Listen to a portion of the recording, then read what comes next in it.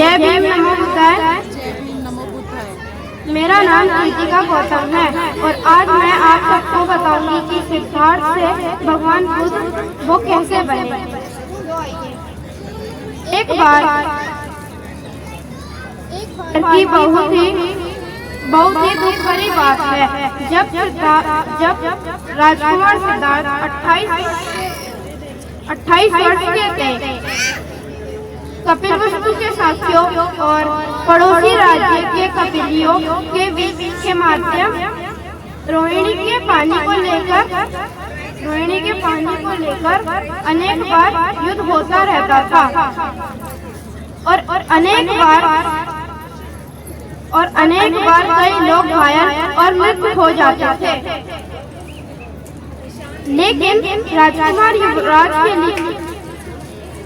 लेकिन राजकुमार सिद्धार्थ के लिए प्रथम बार हुआ था।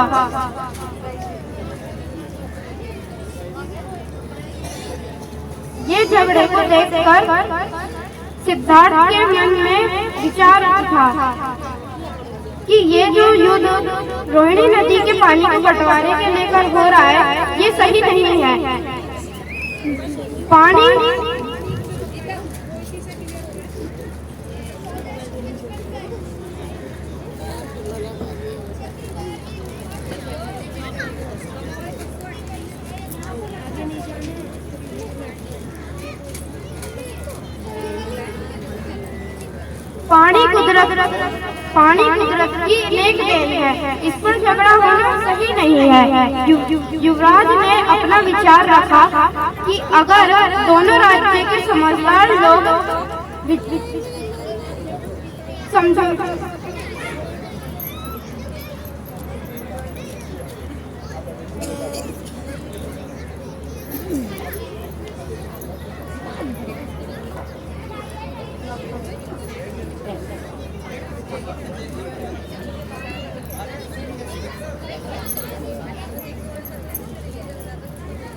युवराज चाहते थे कि दोनों राज्य के समझदार लोग मिलकर समझौता कर लें, लेकिन कपिलवस्तु के मंत्री को यह बात अच्छी नहीं लगी। वह इस बात से नाराज हो गए। उन्होंने राजकुमार सिद्धार्थ के सामने 3 दंड रखे। पहला, या तो वो राज्य छोड़ दे या देश छोड़ दे, और दूसरा, या तो वो फांसी पे लटक जाए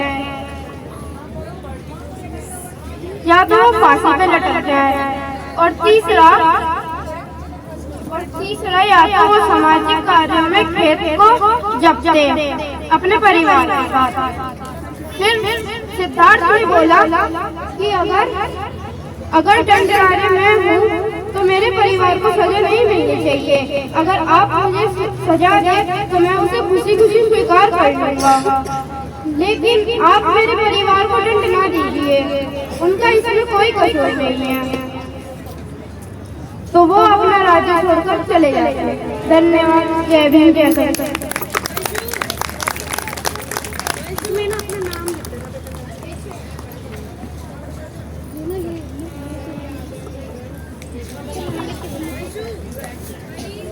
एक बार जोरदार तालियां कृतिका गौतम के लिए।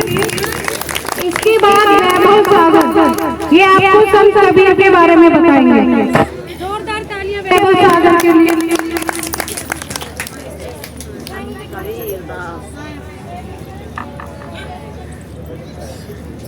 जय भीम, जय भारत, जय संविधान। myself Vaibhav Sagar, student of class 7th in Jawahar Navodaya Vidyalaya. Jai Bhim to all of you who has to come this Ambedkarite family get together. Kabir father's name was Neeru and his mother's name was Neema. One guy is very famous for his part. 1455 गए चंद्रवार एक ठाठ उठाए, चैत सुदी बरसात को पूर्णमासी प्रकट भये। First doha is about to this following doha of Kabir shows that different impulse take the name of same God in different ways. He opposed the dividing people on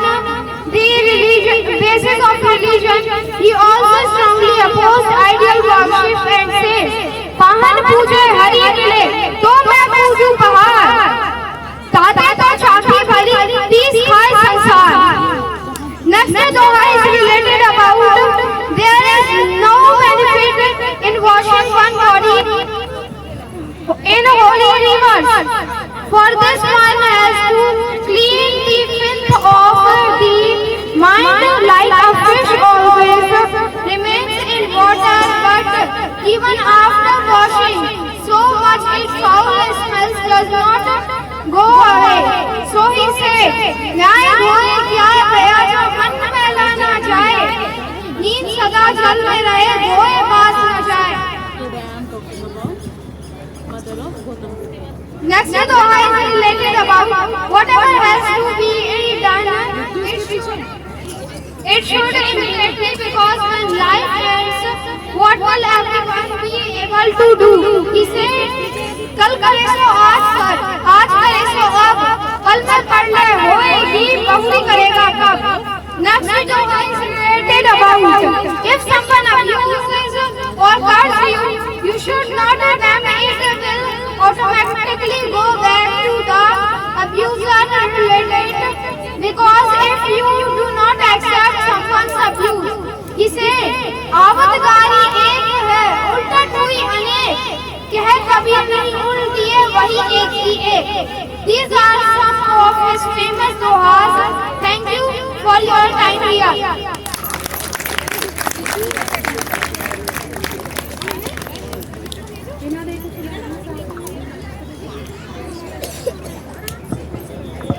इस बच्चे ने भी बहुत अच्छा सुनाया और ये याद करके आए थे, बट लग ऐसा रहा था कि देख रहे हो, बट याद करके आए. और ये इन्होंने खुद बनाई अपनी पिक्चर. जितने भी बच्चे जो यहाँ प्रेजेंट करे वो खुद से बनाकर लाए.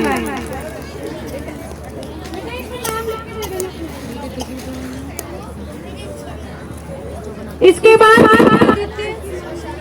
विजय आदित्य छत्रपति साहू जी महाराज के ऊपर आपको बताएंगे. एक बार जोरदार तालियां उनके लिए.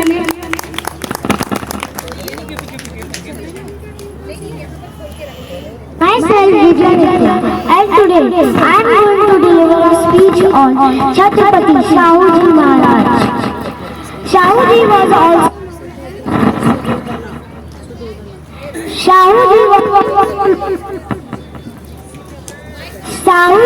also known as Chhatrapati Rajarshi Shahu, and his original name was Yashwant Rao. He belongs to Bhosle dynasty, Maratha.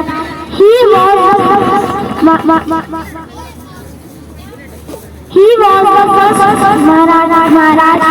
of Kola. Echo आ रहा है, माइक हटा लो.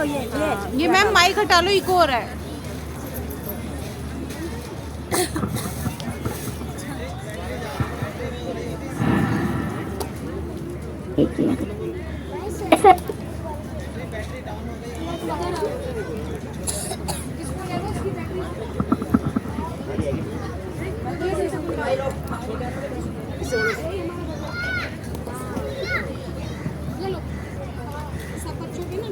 He was the first Maharaja of Kolhapur city in Maharashtra.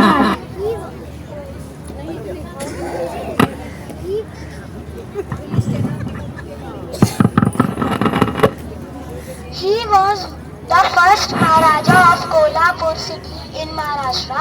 He was born on 26 June 1874, Friday, in Kagal village of Kolhapur. He made efforts to remove caste system, disability and child marriage. He established reservation system, which means providing advantages to the backward growth of society. Thank you. Jai Bhim, Namo Buddhaya.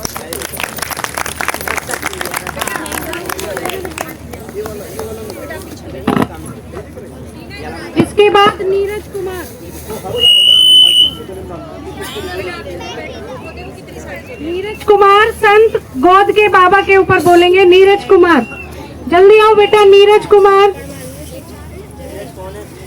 Neeraj Kumar आओ बेटा. ठीक है बेटा, start तो कर दो. कोई नहीं.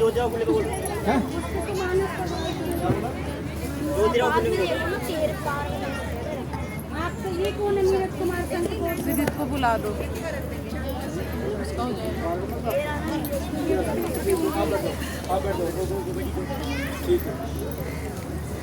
नीरज कुमार नहीं है यहाँ पर.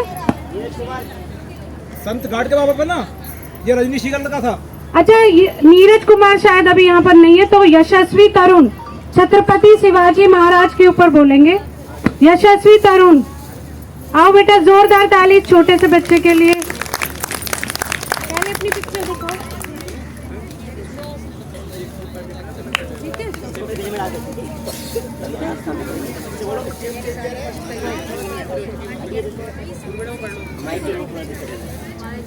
मेरा नाम है यशस्वी तरुण।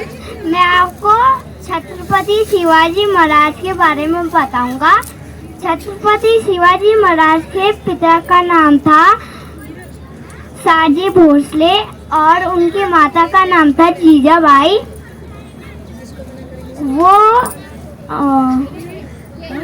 वो लीडर्स को बहुत ज़्यादा सम्मान करते थे और सबका भला करते थे, एक बराबर सबका सोचते थे। और उनका जन्म हुआ था 1630 को। और उनकी माता ने अपने बेटे को ट्रेनिंग देके बहुत बड़ा राजा बना दिया, ट्रेनिंग देके। और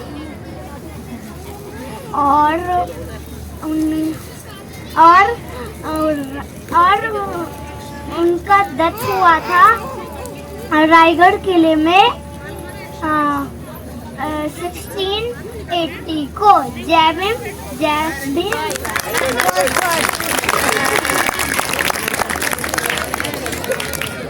बहुत अच्छे बेटा। इसके बाद मानस पवार, ज्योतिबा फुले और नीरज कुमार दोनों आ जाएं बेटा आप। नीरज कुमार और मानस पवार है ना, मानस पवार, इसमें गलत लिखा।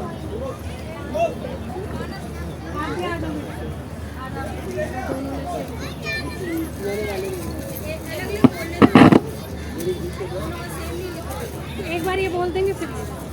Good morning everyone. मेरा नाम है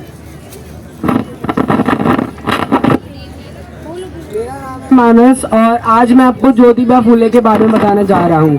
ज्योतिबा फुले एक बहुत महान व्यक्तियों में से एक माने जाते हैं। यह समाज साधक, लेखक, दार्शनिक व क्रांतिकारी भी थे। इनका जन्म 11 अप्रैल 1827 पुणे में हुआ था।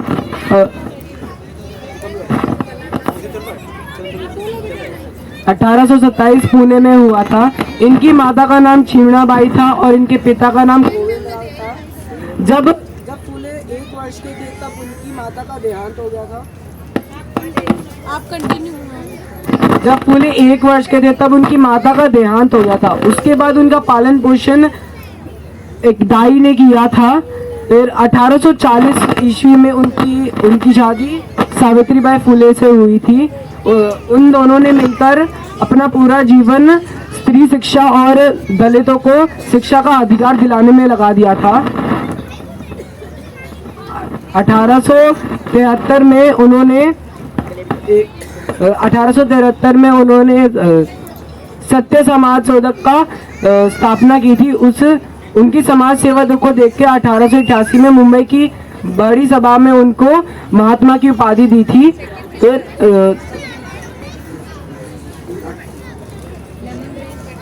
महात्मा की उपाधि दी थी। ज्योतिबा फुले का 1890 में देहांत हो गया था। धन्यवाद।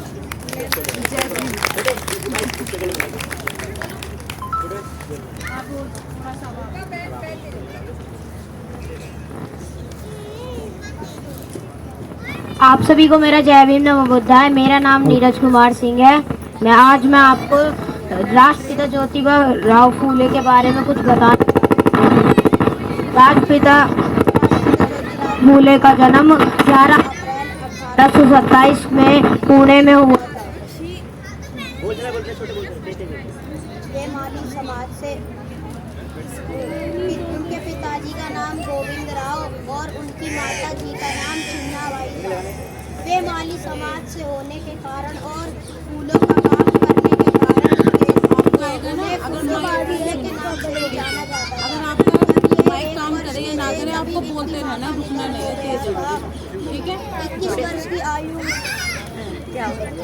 मैंने बोला, मैंने कहा माइक काम करे या ना करे, तुम्हें बोलते 21 रहना वर्ष की आयु में ही इनका विवाह माता वो माइक काम नहीं करता तो थोड़ा वो हो के जाता है साथ हो गया कॉन्फिडेंस। था। अपने एक दोस्त की शादी में जाति के आधार पर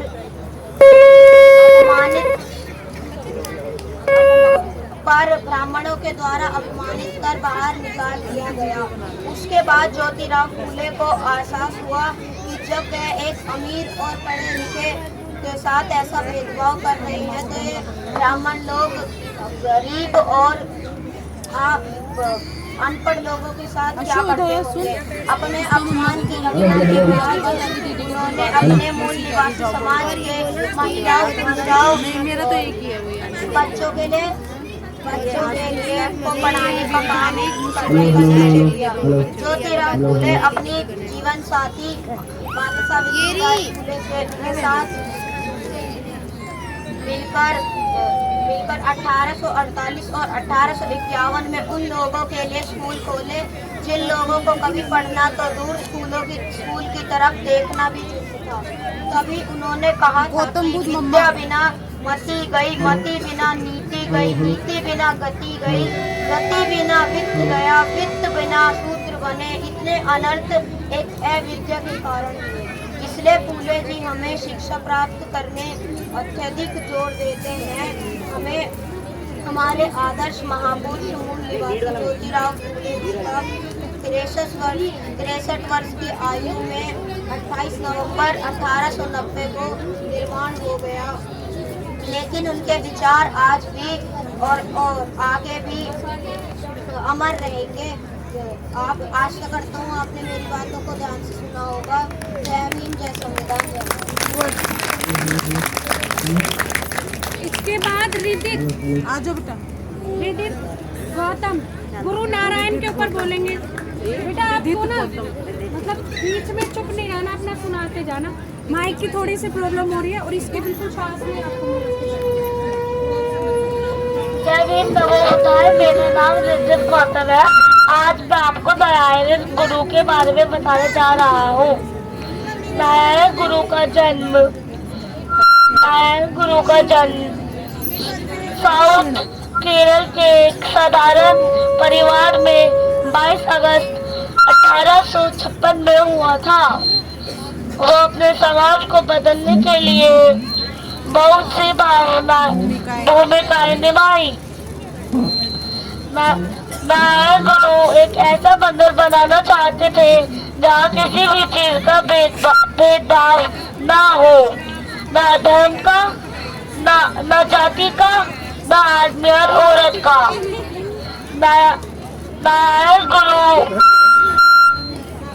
नारायण गुरु मूर्ति पूजा के विरोधी थे।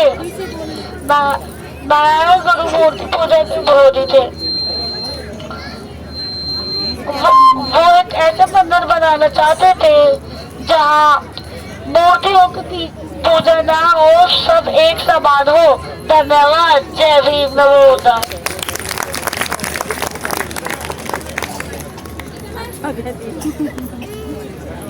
उसने सुबह ही लर्न कराया, मैंने उसको उनका करने बेटा जाना है, पर कल तक तो पक्का नहीं था कि जाएंगे। मैंने सुबह ही कराया उसको, मैंने कहा तो कुछ भी बोल पर बोल। हाँ।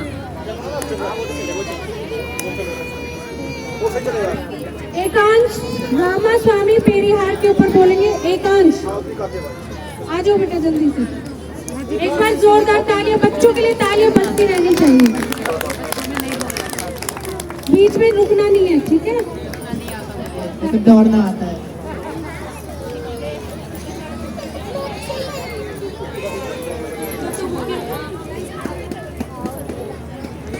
सभी आदरणीय गण और मेरे साथियों को जय भीम। आप सभी को मेरा धन्यवाद कि आपने मुझे इस मंच पे आकर जो मंच पर बोलने का अवसर। मैं एकांश आज एक ऐसे महानायक के जीवन पे प्रकाश डालूंगा जिनका नाम है रामा स्वामी पेरियार। जब तक भारतीय समाज में जाति का पदक्रम बना रहेगा तब तक ये संभावना बनी रहेगी कि ऊंची जाति निम्न जाति का दमन करती रहेगी। ये हमें उस नायक ने बताया था जिसका नाम है पेरियार ईवी रामास्वामी ईवी रामास्वामी नायकर, जिन्हें लोग प्यार से पेरियार भी कहते हैं।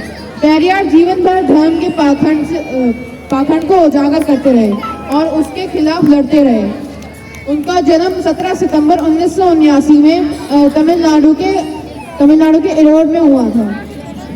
उनके पिता का नाम वेंकटप्पा नायकर, जो कि पेशे से व्यापारी थे। उनकी माता का नाम चिल्ला थायमल था।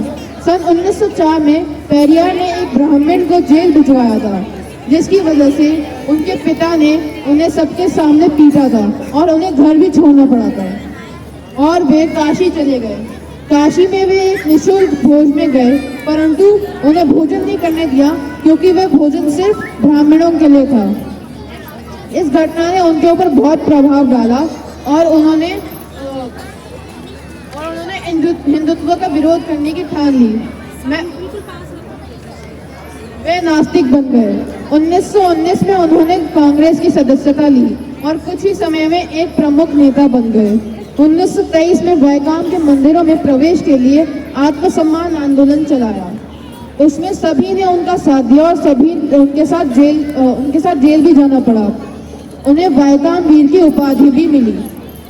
उन्होंने द्रविड़ आंदोलन भी चलाया। उन्होंने बताया, ईश्वर को धूर्तों ने बनाया, गुंडों ने चलाया और उन्हें सिर्फ मूर्ख ही मानते हैं।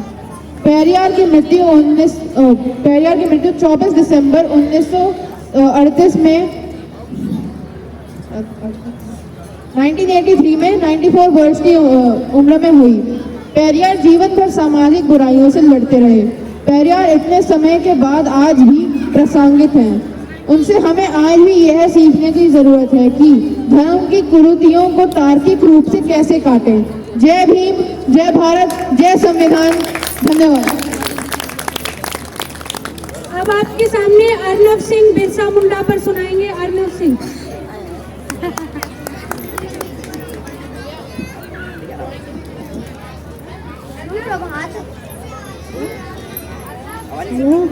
आ रही है बेटा, आ रही है, बोलो आप पास में करके। सुप्रभात, मेरा नाम अर्नब सिंह है। आज मैं आपको बिरसा मुंडा जी के बारे में बताने जा रहा हूँ। बिरसा मुंडा जी बहुत बड़े महान क्रांतिकारी थे। उनका जन्म 1875 झारखंड में हुआ था। उन्होंने हमारे देश की आज़ादी के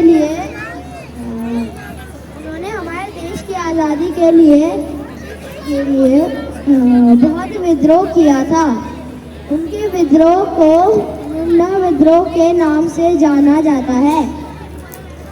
और वह अपनी लड़ाई तीर कमान से लड़ते थे। आदिवासी लोग उनकी पूजा करते हैं। जय भीम, जय Bharat.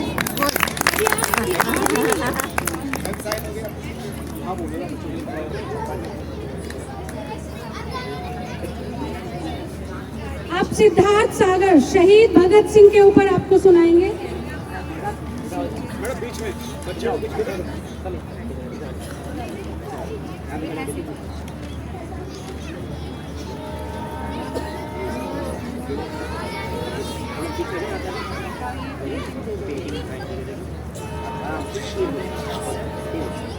My name is Siddharth सागर।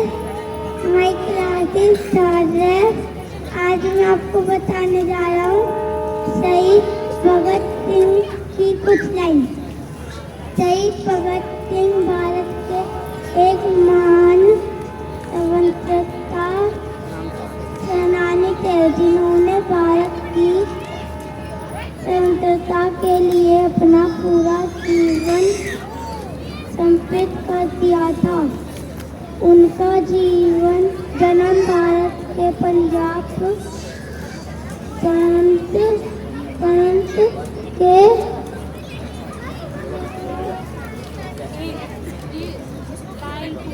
लायपुर जिले के बंगा गांव में एक सिख परिवार में हुआ था। उनके पिता का नाम सरदार किशन सिंह था तथा उनकी माता का नाम सिंह था कौन था? भगत सिंह ने 1926 में नौजवान भारत सभा की स्थापना की, जिसका उद्देश्य भारत की स्वतंत्रता समय के दौरान भगत सिंह ने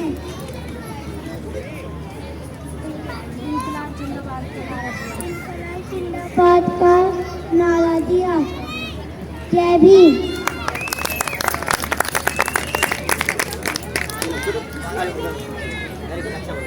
एक अनाउंसमेंट ये करनी थी कि बबीता मोद जी है जो, इनका एक दुपट्टा और स्वापी किसी के पास हो तो दे देना। 3 lakhs के लिए ली थी किसी ने, 3 lakhs की दौड़ हुई थी तब लिया था इनका एक दुपट्टा और एक स्वापी।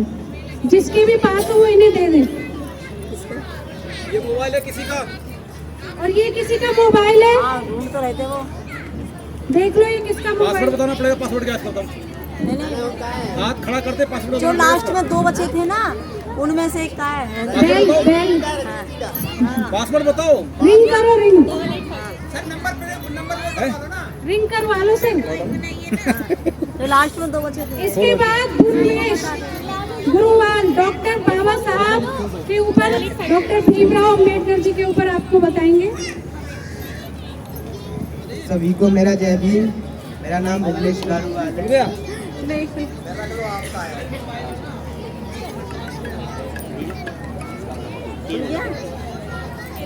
सभी को मेरा जय भीम। मेरा नाम भुवनेश गारूवाल है। सबसे पहले मैं सभी बहुजन महानायकों के लिए सत नमन करता हूँ, जिन्होंने मुझे इस काबिल बनाया कि आज मैं सभी के समक्ष 2 शब्द बोलने की हिम्मत कर पा रहा हूँ। मेरे आदरणीय सभी जनों को मैं नमस्कार करता हूँ। आज इस अम्बेडकर राइट परिवार मिलन समारोह में मैं आप सभी के समक्ष बाबा साहेब डॉक्टर भीमराव अम्बेडकर के बारे में 2 शब्द बोलना चाहता हूँ। नमन करता हूँ उनको जो हमें वर्तमान दे गए, अपने त्याग और बलिदान से हमें सम्मान दे गए। रोती होती आज वे दीवारें पीड़ाओं से, उन दीवारों के पीछे सुखी संसार दे गए, सुखी संसार दे गए।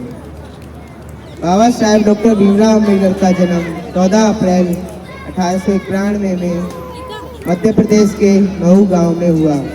इनके पिताजी का नाम रामजी मालोजी सकपाल एवं माताजी का नाम भीमाबाई था। ये इनकी 14वीं एवं अंतिम संतान थी। यह मार जाति से संबंध रखते थे जो उस समय अछूत मानी जाती थी। इन जातियों के साथ सामाजिक एवं आर्थिक रूप से गहरा भेदभाव किया जाता था। इनके पिताजी रामजी सकपाल भारतीय सेना की महू छावनी में सेवारत थे। निम्न जाति का होने के कारण बालक भीम स्कूली शिक्षा में सामाजिक प्रतिरोध सहना पड़ा। फिर इनके पिताजी ने 7 नवंबर 1900 को इनका दाखिला सतारा के गवर्नमेंट हाई स्कूल में करवाया। पढ़ाई के दौरान स्कूल में अत्यंत छुआछूत का सामना करने पड़ा, लेकिन फिर भी इन्होंने हार नहीं मानी।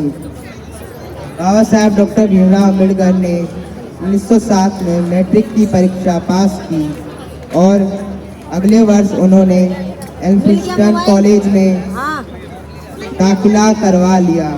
वहाँ से 1912 तक बॉम्बे विश्वविद्यालय से अर्थशास्त्र और राजनीतिक विज्ञान में कोलंबिया विश्वविद्यालय में स्नातक की डिग्री हासिल की। अब मैं आपको डॉक्टर भीमराव अम्बेडकर की जिंदगी की एक घटना के बारे में बताना चाहता हूँ। डॉक्टर भीमराव अम्बेडकर को संतानों का सुख नहीं मिला।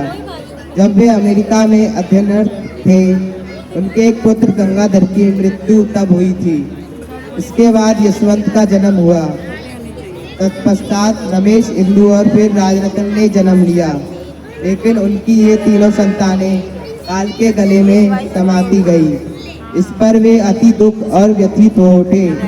उनके मित्र दत्तोबा पवार का शोक संतावना पत्र पढ़कर वे व्याकुल हो गए। उस पत्र का प्रत्युत्तर डॉक्टर भीमराव ने कुछ इन शब्दों में दिया।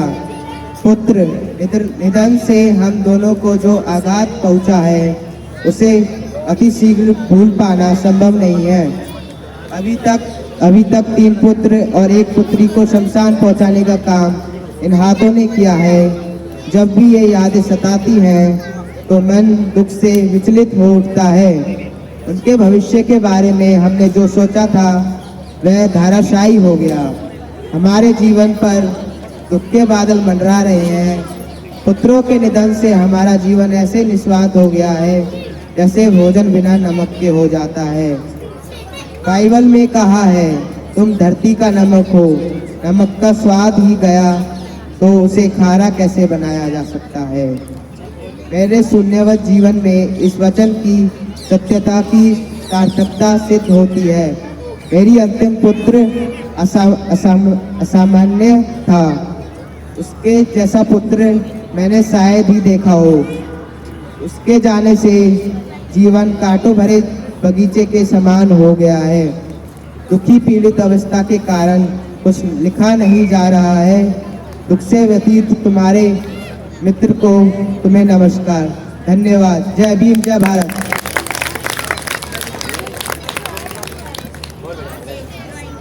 इसके बाद दृष्टि सागर माता रमाबाई के ऊपर बोलेंगे। और बेटा 3 मिनट का है ये मैक्सिमम, आप 3 मिनट का ही बोले, उससे ज़्यादा नहीं। तो अभी बहुत सारे पार्टिसिपेंट्स हमारे पास बचे हुए।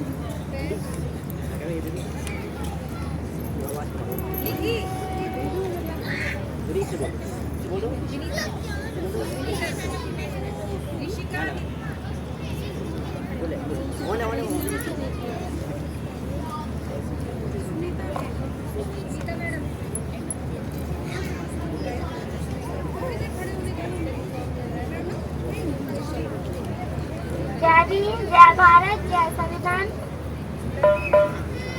जय भीम, जय भारत, जय संविधान। My name is Dristy Sagar. I am studying in 3rd class.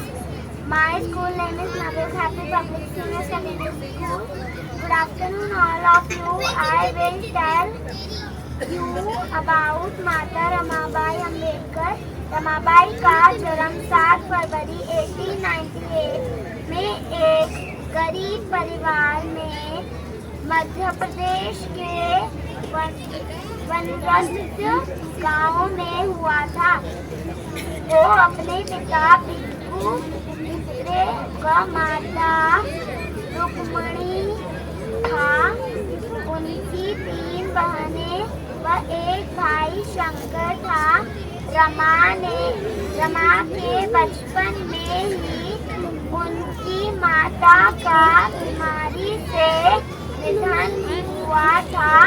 माता के जाने से बच्ची रमा के मन पर आघात हुआ। छोटी बहन गौरा और भाई शंकर तब छोटे थे।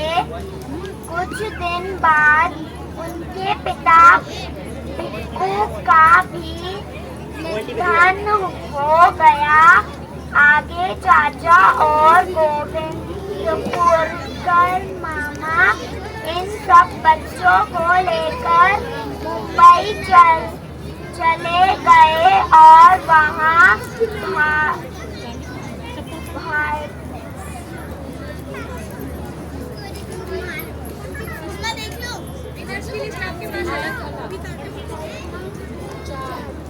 बबीता जी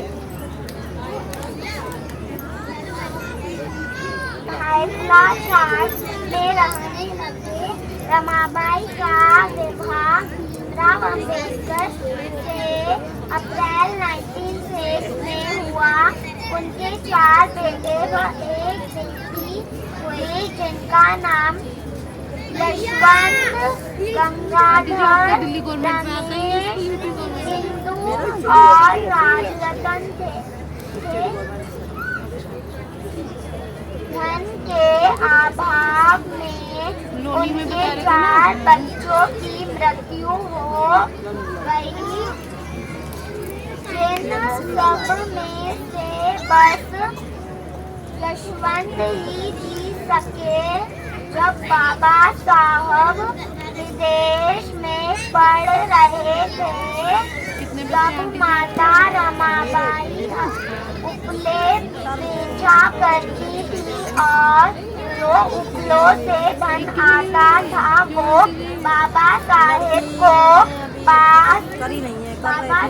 के पास भेज दिया करती, जिससे बाबा साहेब को धन की कमी न पड़े, जिससे वह अपनी शिक्षा संपूर्ण कर सके।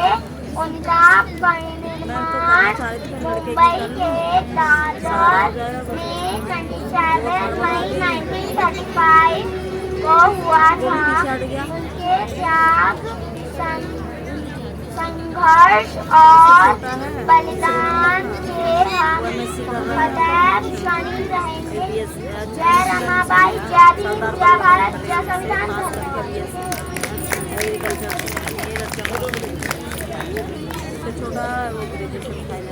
इसके बाद है आशिक तरुण, मान्यवर काशीराम जी के ऊपर वो सुनाएंगे। मैम छोटा छोटा कर दो। लगा भी ना।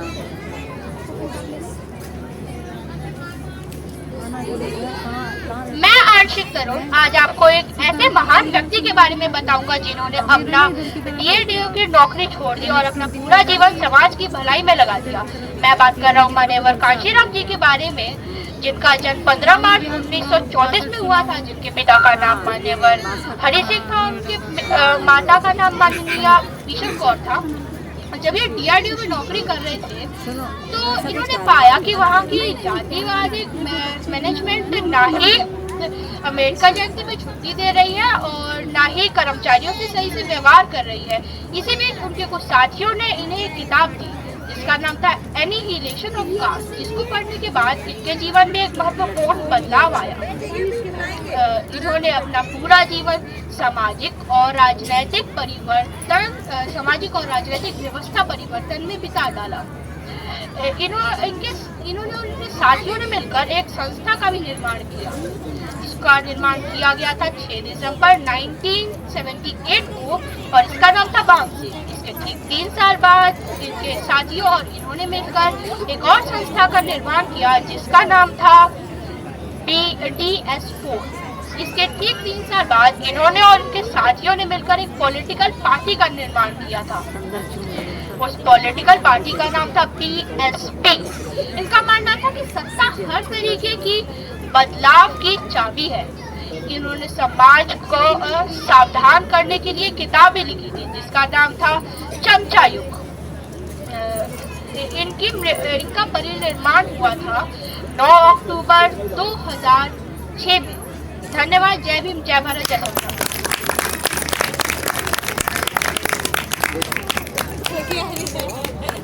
क्या नाम है इस बच्चे का? विवान। बच्चे का नाम क्या? इस बच्चे का नाम था नीरज कुमार सिंह। अब इसके बाद है विवान, आपको सम्राट अशोक के बारे में बताएंगे।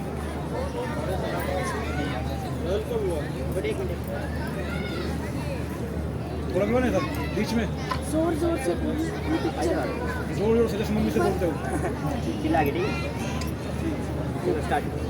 सुप्रभात मेरे प्रियजनों, आज मैं विवान कक्षा 4 का छात्र आपके समक्ष सम्राट अशोक पर कुछ पंक्तियां प्रस्तुत करने जा रहा हूँ। सम्राट चक्रवर्ती सम्राट अशोक का जन्म पाटलिपुत्र में हुआ था। सम्राट अशोक की माता का नाम रानी सुभद्रांगी और उनके पिता का नाम बिंदुसार था। सम्राट अशोक का पूरा नाम देवनाथ प्रिय सम्राट मौर्य था। अशोक मौर्य था। सम्राट अशोक ने अपने राज्याभिषेक के 8वें वर्ष पर कलिंग पर आक्रमण किया। इसके बाद सम्राट अशोक के मन पर एक काफी भारी प्रभाव हुआ और उन्होंने अहिंसा को अपनाया। इस घटना के बाद सम्राट अशोक ने कभी न युद्ध करने का प्रण किया। इसके बाद सम्राट अशोक ने बौद्ध धर्म को अपनाया और उसका खूब प्रचार प्रसार भी किया। सम्राट अशोक के बौद्ध धर्म के आरंभ करने का श्रेय उपगुप्त नामक एक बौद्ध भिक्षु को जाता है। सम्राट अशोक ने बौद्ध धर्म के लिए कई स्तूप और विहार भी बनवाए। धन्यवाद। आपका दिन मंगलमय हो। जय भीम, जय भारत।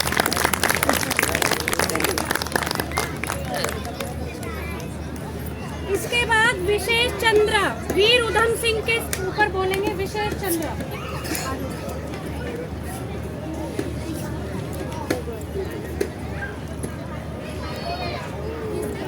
जय भीम। मेरा नाम विशेष चंद्रा है। आज मैं उधम सिंह जी के जीवन पर प्रकाश डालने जा रहा हूँ। क्रांतिकारी शहीद उधम सिंह जी का बचपन का नाम शेर सिंह था। इनका जन्म 26 दिसंबर 1899 को पंजाब के सुनान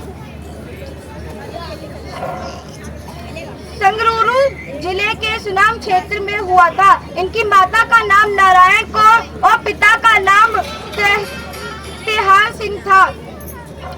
सन 1901 में उधम सिंह जी की माता और 1907 में इनके पिता का निधन हो गया था। उसके बाद ये अपने भाई के साथ अनाथालय में रहने लगे। सन 1917 में इनके भाई का देहांत हो गया। सन 1919 में इन्होंने अनाथालय छोड़ दिया और क्रांतिकारियों के साथ मिलकर आजादी की लड़ाई में शामिल हो गए। 13 अप्रैल 1919 को भारतीय राष्ट्रीय कांग्रेस के नेताओं को रोलेट एक्ट के तहत गिरफ्तार कर लिया गया। इसके परिणाम में 13 अप्रैल 1919 को जलियांवाला बाग में व्यापक विरोध प्रदर्शन हुआ। जलियांवाला बाग में बैठी जनता पर माइकल ओ डायर ने गोली चलवाई थी। उधम सिंह जी ने ये सब अपनी आंखों से देखा और जलियांवाला बाग की मिट्टी हाथ में लेकर डायर को मारने की प्रतिज्ञा ली। वर्ष 1924 में उधम सिंह जी भारत में ब्रिटिश सरकार को उखाड़ फेंकने के लिए गदर पार्टी में शामिल हो गए। जलियांवाला बाग हत्याकांड के 21 साल बाद 13 मार्च 1940 को माइकल ओ डायर का लंदन के कैस्टन हॉल में ईस्ट इंडिया एसोसिएशन और सेंट्रल एशियन सोसाइटी में बोलने का कार्यक्रम था। वहीं पर उधम सिंह जी ने अपनी रिवॉल्वर से गोली मारकर डायर को मौत की नींद सुलाकर अपनी प्रतिज्ञा पूरी करी। उसके तुरंत बाद ही उधम सिंह जी को गिरफ्तार कर लिया गया और 31 जुलाई 1940 को पेंटविले जेल में उन्हें फांसी दे दी गई। इनका कहना था कि मुझे मृत्यु से डर नहीं लगता, मैं अपने देश के लिए शहीद हो रहा हूँ। उधम सिंह जी ने भारतीय में एक नई देशभक्ति की झलक जगाई।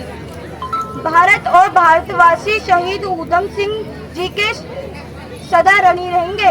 इनके बलिदान को भुलाया नहीं जा सकता। इसी के साथ मैं अपनी वाणी को विराम देता हूँ।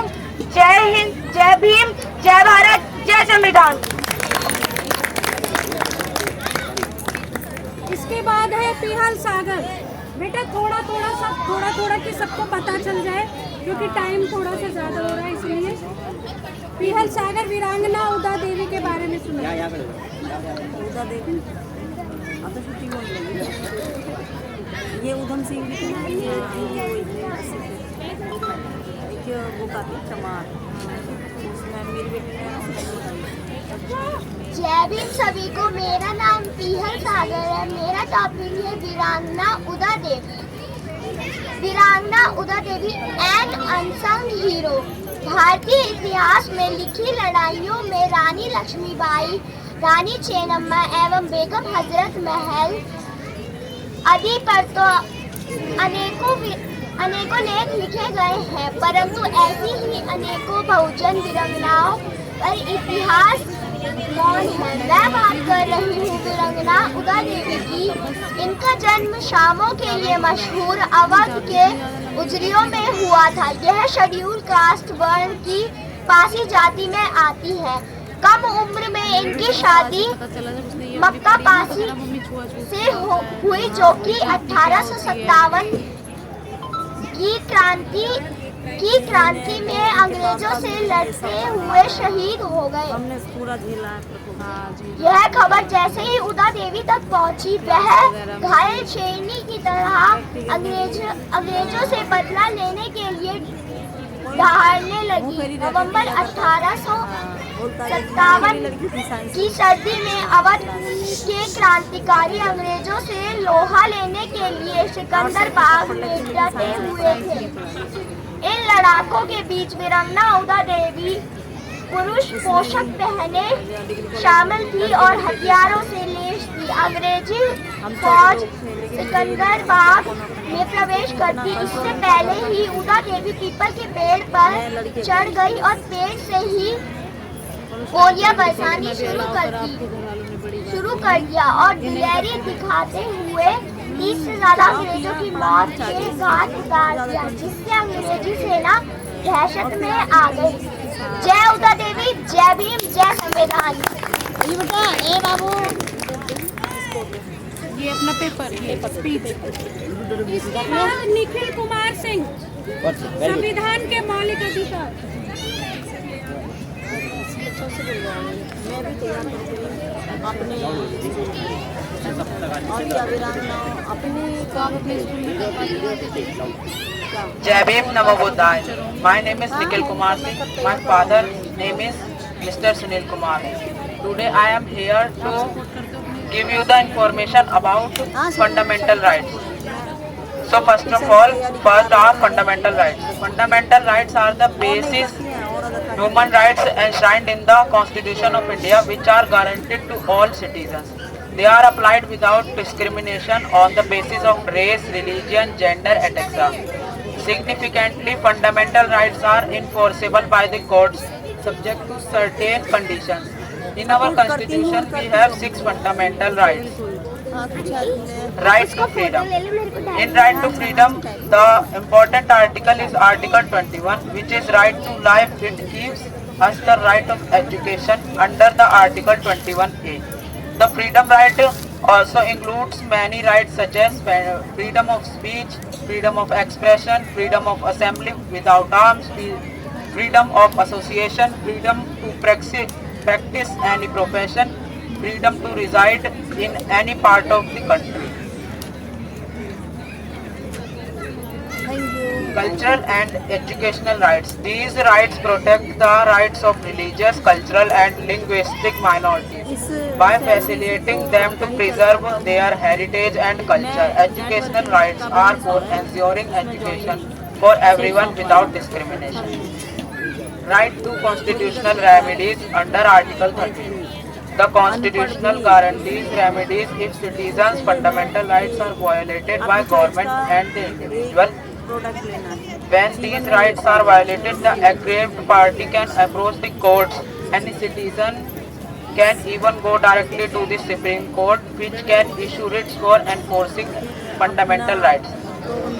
Supreme Court can issue order against accused person or government like habeas corpus, mandamus, prohibition, certiorari, quo warranto. Thank you. जय भीम, जय संविधान, जय मूल्यवान। वंशी का राज आइए, वंशी का राज है यहाँ पर, वंशी का राज। इसके बाद ईशान गुरु रविदास जी पर। बाबा साहब जैसे हम बाबा के बच्चे हैं, तो बाबा साहब को कभी जीवन में उनका ड्रेस कोड भी करना है, कभी जीवन में कोट पैंट नहीं। हम जो कहीं जाए जैसे कि अपनी पहचान। गुड इवनिंग टू एवरीवन, मेरा नाम ईशान कुमार है। आज मैं आपको गुरु रविदास जी के बारे में बताने जा रहा हूँ। गुरु रविदास मध्यकाल में एक भारतीय संत थे जिन्होंने जात पात के अंत विरोध में कार्य किया। इन्हें सतुगुरु और की उपाधि दी जाती है। गुरु रविदास का जन्म काशी में माघ पूर्णिमा दिन रविवार को संवत 1433 को हुआ था। उनके पिता संतोखा दास तथा माता का नाम कलसा देवी था। उनकी पत्नी का नाम लोना देवी था। इन्होंने संपूर्ण भारतीय इतिहास में सबसे पहले आदर्श समाज का यूटोपिया बोगमपुरा प्रस्तुत किया। यह एक शहर की कल्पना है, न कि गांव की। बाद में बाबा साहेब ने भी शहरों की ओर जाने पर जोर दिया। उन्होंने यह संदेश दिया कि शहरों में हमारे लिए गांव से ज्यादा बेहतर स्थिति है। नशे से दूर रहने की सुझाव दिया। जो बोले सो निर्भय। सदगुरु रविदास महाराज की जय।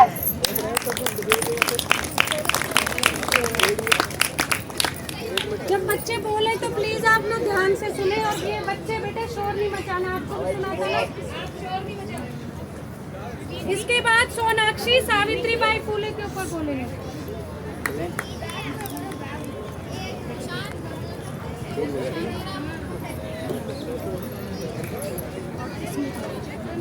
महानायिका सावित्रीबाई फुले। जय भीम आप सभी को। मेरा नाम सोनाक्षी है। आज मैं सावित्रीबाई फुले के जीवन परिचय पर संक्षिप्त प्रकाश डालने जा रही हूँ।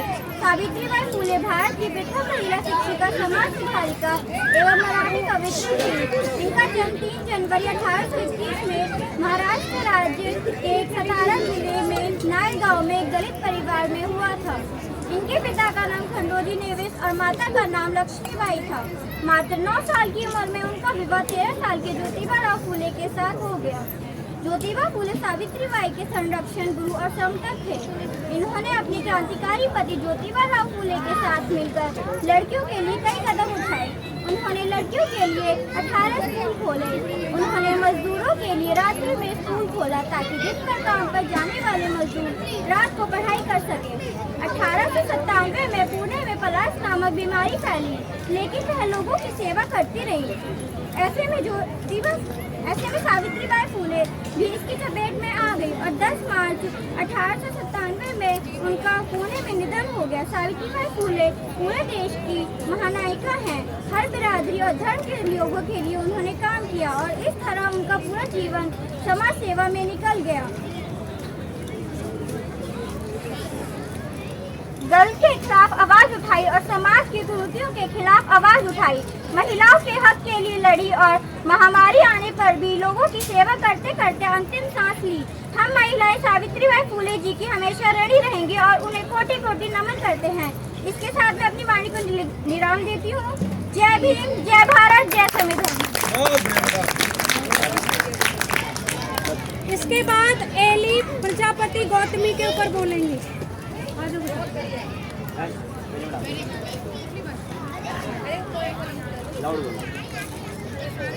Jai Bhim, Namo Buddhaya. My name is Eli. Today I am telling about mother of Gautam Buddha. Maya, also known as Mahamaya and Mahadevi, was the queen of Shakya and the birth mother of Gautam Buddha, the sage on whose teaching Buddhism was founded. She was the wife of Suddhodana, the king of Shakya kingdom. She was the sister of Mahaprajapati Gautam, the first Buddhist nun ordained by the Buddha. Maya and King Suddhodana did not have children for 20 years into their marriage.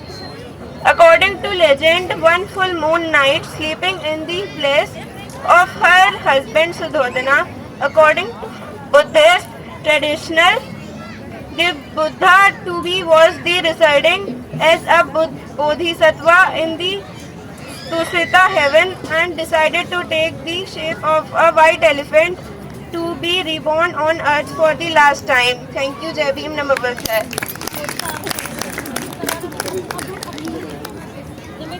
इसके बाद coarse Sant Baba Gadge के ऊपर बोलेंगे। Coarse आओ बेटा जल्दी दौड़ के आओ भैया सब काट के। ये कोरस पत्थर को भी सोना बना देगा। क्या पता नहीं मेरा बच्चा के लिए। ताली आओ कोरस इसे गले में लगाओ। सिकंदर को हरा देने वाले शाबाश। सिकंदर को हरा देने वाला कोरस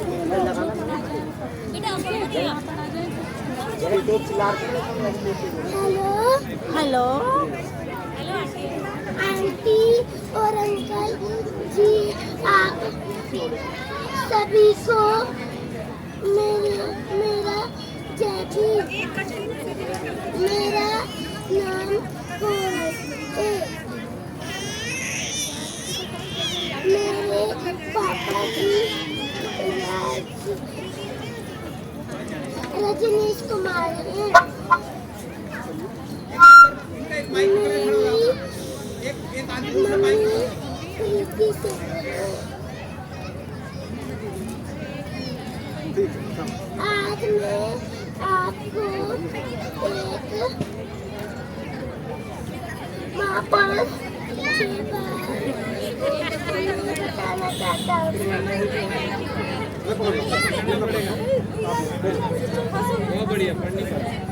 बाबा गांधी का जन्म 1876 में अमरावती में हुआ था। उन्होंने समाज की सफाई का बारे में बताया था। उन्होंने गरीब लोगों आश्रम को खुलवाया था। उनकी मृत्यु 1976 में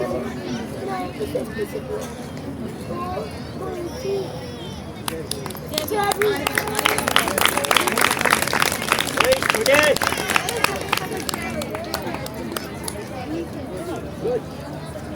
अभी महानायक और नायकों का तो परिचय हो चुका है। एक बच्ची है जो बहुत देर से बैठी हुई है, शगुन। वो आपको एक छोटी सी पोम सुनाएगी और आप सभी ध्यान से सुनेंगे। आ जाओ बेटा शगुन।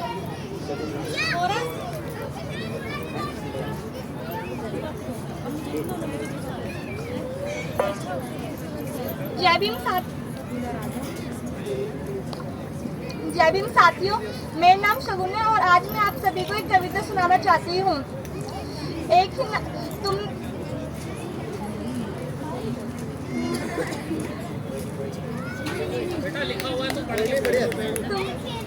तुमने यह नारा लगाया, शिक्षित बनो, संगठित रहो और संघर्ष करो और सबको एक समान ही मानो। अम्बेडकर जी ने नाम कमाया, हम लोगों को आज़ाद कराया। 2 वक्त का खाना छोड़ा, हम लोगों के साथ खड़े थे। नींद भी पूरी ना करते थे।